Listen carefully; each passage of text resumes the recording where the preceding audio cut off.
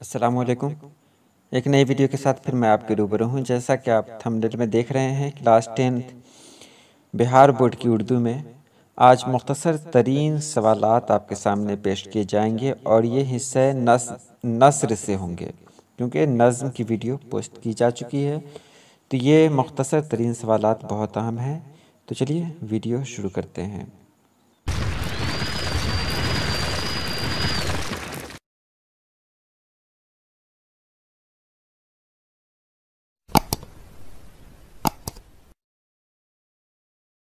اس کے پہلے میں آپ کو یہ بتا دوں کہ یہ ویڈیو ایک گائیڈ سے ہے، اور اسے اس لیے پیش کیا جا رہا ہے تاکہ آپ کی تیاری بہتر سے بہتر ہو سکے۔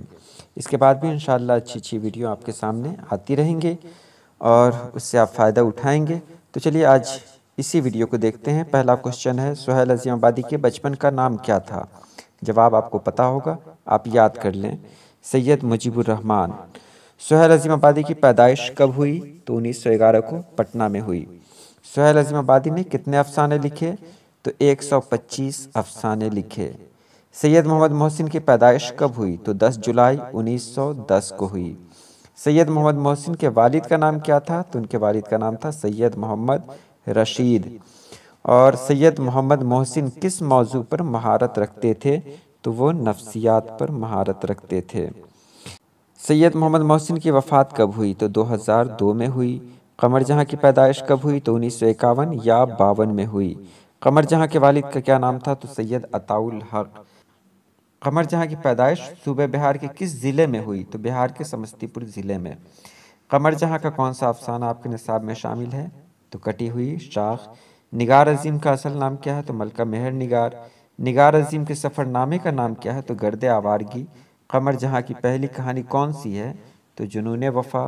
نگار عظیم کے اولین افسانوی مجموعے کا نام کیا ہے؟ تو عکس۔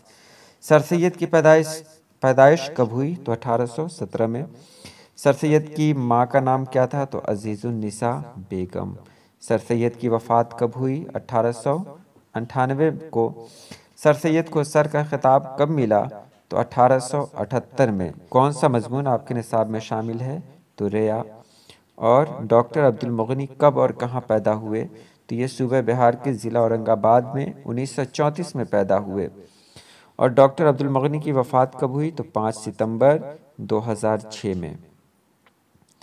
ڈاکٹر عبد المغنی نے کتنی کتابیں لکھیں؟ تو تقریباً 20۔ ڈاکٹر عبد المغنی کے والد کا نام کیا تھا؟ تو مولانا عبد الرؤف۔ ڈاکٹر بھیم راؤ امبیڈکر کی پیدائش کب اور کہاں ہوئی؟ تو 14 اپریل 1891 کو مہو، سینٹرل انڈیا میں ہوئی۔ بھیم راؤ کے والدین کا نام کیا ہے؟ تو والد کا نام ہے رام جی مالو جی سکپال، اور والدہ کا نام ہے بھیم بائی۔ ڈاکٹر بھیم راؤ کی شادی کس عمر میں اور کس سے ہوئی؟ تو 14 سال کی عمر میں راما بائی سے ہوئی۔ لطف الرحمن کی پیدائش کب اور کہاں ہوئی؟ تو ان کی پیدائش چھپڑا ضلع کے بنیارپور میں 1941 میں ہوئی۔ لطف الرحمن کس پارٹی کے وزیر اور ایم ایل اے رہے؟ تو راشٹریہ جنتا دل کے۔ آغا حشر کے کسی ایک ڈرامے کا نام لکھیے۔ تو ڈرامہ کا نام ہے رستم و سہراب۔ آریہ بھٹ کی پیدائش کہاں ہوئی؟ تو بہار میں۔ آریہ بھٹ کا تعلق کس دور سے تھا؟ تو گپت دور سے تھا۔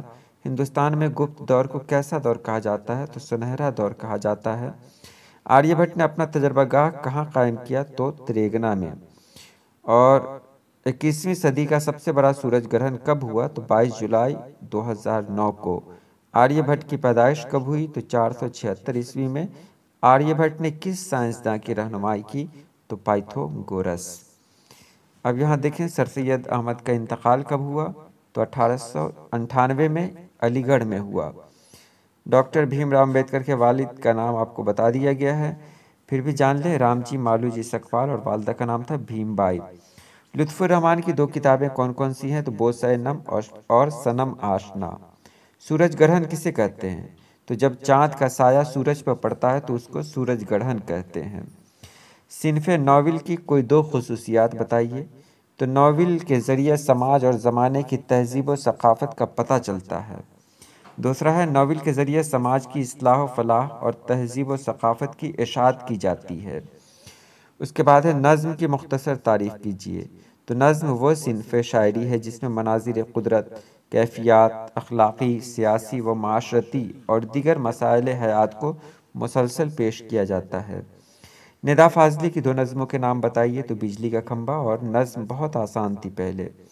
غالب کے آباء و اجداد کہاں سے ہندوستان آئے تھے؟ تو ان کے آباء و اجداد ایران سے ہندوستان آئے تھے۔